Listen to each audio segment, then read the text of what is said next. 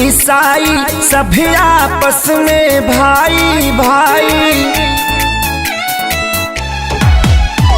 हिंदू मुस्लिम सिख ईसाई सभी आपस में भाई भाई।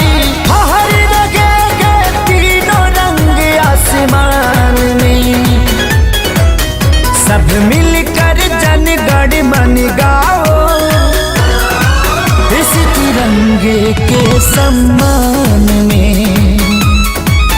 सब मिलकर जन गण मन गाओ, इस तिरंगे के सम्मान में। वंदे मातरम, वंदे मातरम, वंदे मातरम, वंदे मातरम।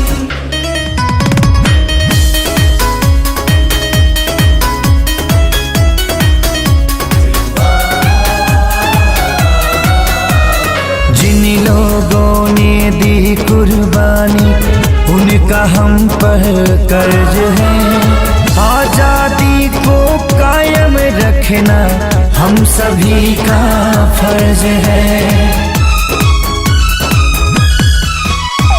इसकी लहर में माँ की ममता, बूढ़े बाप की सीख है। मासूम बच्चों की किलकारी, विधवाओं की चीख है। दाग लगे ना भारत माँ के शान में, सब मिलकर जन गण मन गावो, इस तिरंगे के सम्मान में। सब मिलकर जन गण मन गावो,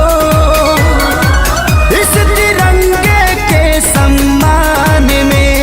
वंदे वंदे वंदे भारत माता की।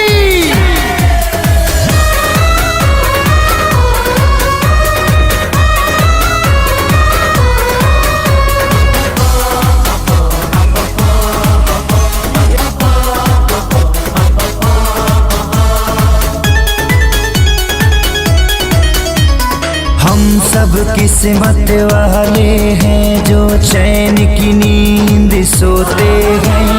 उनसे पूछो जो बेटा अपना पाल पोस कर खोते हैं।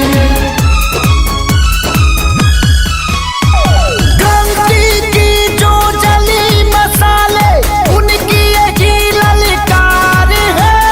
देश का बच्चा बच्चा अपनी सरहद का सरदार है। वंदे मातरम गूंजे हिंदुस्तान में, सब मिलकर जन गण मन गावो, इस तिरंगे के सम्मान में। सब मिलकर जन गण मन गावो, इस तिरंगे के सम्मान में। सारे जहां से अच्छा हिंदुस्तान हमारा, हमारा। सारे जहां से अच्छा